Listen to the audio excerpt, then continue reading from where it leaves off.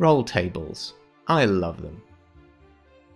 So much so that my latest project, a modular fantasy TTRPG, has required I write 20 of them. So far, at least. These include tables for generating maps, regions, settlements, spells, items, quests, cultural norms, and more. My favourites, however, are those used for generating characters. In this video, I'll be drawing and introducing you to 3 characters I randomly generated using those tables.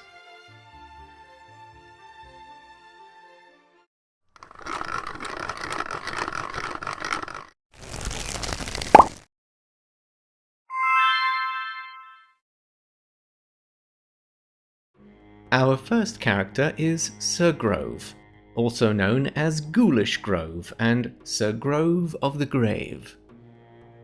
Orphaned at a young age, Grove was taken in by his elderly uncle Barkis. The owner of a gambling house, Barkis taught young Grove a variety of dice and card games, as well as how to cheat at them. The boy developed an affinity for games of chance, yet yearned for a nobler purpose. As a young man, he left to train as a squire, with the dream of becoming a knight-errant. Eventually, after much hard work and feats of courage, he was knighted Sir Grove. His first quest was to rescue a young priest who had gone missing in a recent battle. He found the priest weak and injured at the hands of a demonic creature. Sir Grove battled and vanquished the infernal foe, saving the priest's life. In thanks, the priest blessed the young knight with divine powers of healing and purification. Relishing in his good fortune, Sir Grove set off once more. However, the demon he had defeated was not slain. Indeed, it sensed the knight's growing pride and decided to take its revenge. It appeared to Sir Grove as a tavern patron and challenged him to a game of cards. Through guile and cunning, the demon manipulated Sir Grove into upping the ante ever higher. Eventually, Sir Grove's luck ran out. The gloating demon cursed the knight, transforming him into a rotting ghoul. Shunned for his horrific appearance, Sir Grove nonetheless roams the lands doing good deeds in a constant search for forgiveness and acceptance. In addition to his heaven-sent powers, he is immune to poisons and can now communicate with the dead. He can see ghosts, and by sacrificing a part of his lingering vitality, he can briefly reawaken corpses and skeletons. He discarded his knightly armor and sword upon being cursed. He wears a cracked chestplate and is armed with a wrist-mounted slingshot. He also carries a pipe, a set of loaded dice inherited from his uncle, and a vial of blood, which he begrudgingly needs for sustenance. This was a fun character to design, as the roll tables were offering up a lot of contrasting themes.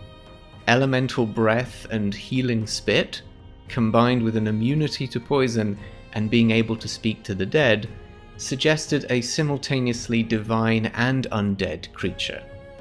This influenced my interpretation of the generated backstory events, an act of heroism, a gambling loss, and a curse. His expertise in ranged combat, diplomacy, medicine, and philosophy moved me to make him a kind of erudite knight-errant, who perhaps hunts other undead creatures to either slay them or bring them peace.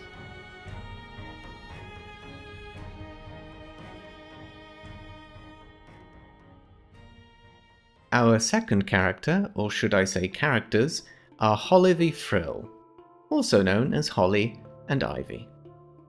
A diminutive two-headed forest creature, they were found as an adolescent wandering the outskirts of a small village with no memory of their past.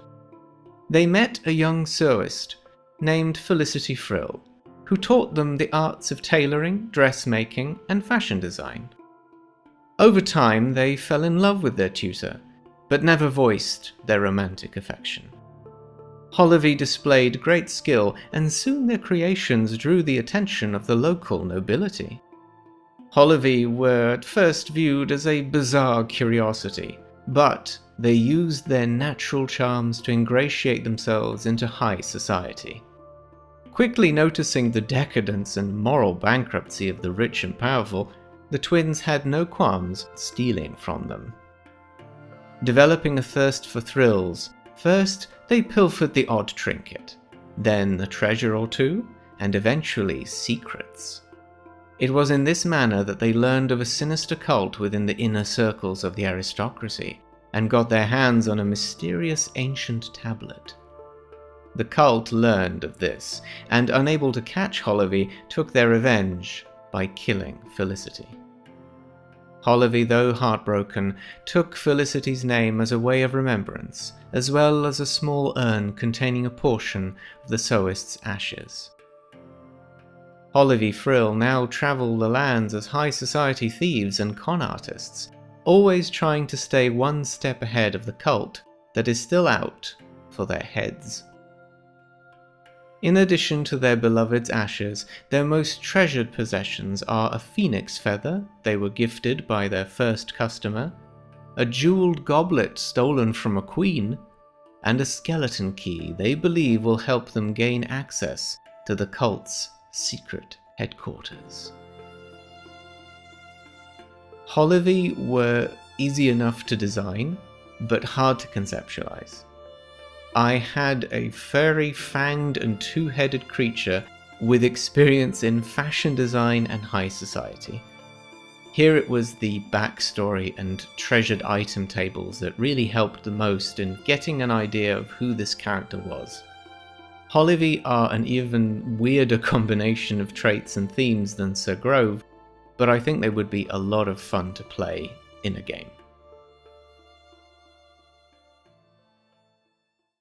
Our third and final character is Rumble Moonglade, also known as Righteous Rumble.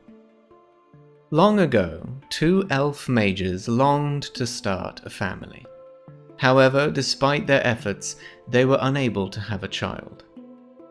One night, their prayers were answered. During a terrible thunderstorm, a spark of living lightning landed in their garden. The small elemental was weakened from its fall, and the two mages hurried to its aid. Using all their magical skills, they constructed a body for the spark out of enchanted clay. Through chance and their act of kindness, they had been blessed with a son. They named their little storm-hearted construct Rumble. As the years passed, Rumble learned to shape and sculpt his body. He made himself taller, gave himself extra arms, and shaped his facial features to more closely resemble those of his parents. Eventually, it was time for Rumble to leave home and seek out his fortune. Despite his parents' profession, he had never developed an aptitude for magic. His great strength instead found him work as a hired farmhand and labourer, then as a factory worker in a big city. He soon made many friends amongst his fellow workers, and even struck up a romance with the barmaid of a local tavern. These happy times did not last long, however. The factory owners became increasingly exploitative and cruel. They needed some strange, arcane device constructed as soon as possible, and were ready to work their hundreds of employees near to death. Rumble's compassion for his fellows grew into a righteous anger against their employers. He led a workers' uprising to bring down the greedy factory owners. In the commotion, the panicking bosses activated their incomplete device. As the workers fled the factory, Rumble stayed behind to try and stop the machine from exploding. He failed, but instead of being blown to bits, he was pulled through a portal into another realm. Although he emerged from the burning rubble of the factory moments later, Rumble had experienced months in that alien world. His only proof? The severed tail of a creature who had attacked him upon arrival. And so it was that Rumble Moonglade, hero of the people, dedicated his life to exploration, eager to discover other similarly strange lands and perhaps, one day, visit that other realm once more. This is probably my favourite character of the three. The dice rolls provided such a synergizing list of results that I had the character concept in my mind almost immediately. The tricky part was figuring out what he should look like. I went through quite a few iterations before reaching the result you see here, which I am absolutely delighted with.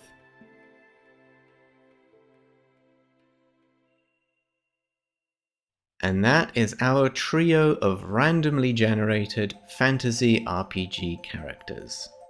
This was a lot of fun and gratifying, as it proved to me that the roll tables work very well. If you want to learn more about this modular fantasy RPG project, as well as get a closer look at these designs, be sure to check out my free blog/newsletter linked below. You'll also find links to my shop and my Patreon should you feel like supporting my work. Thanks very much for watching, and until next time, bye bye.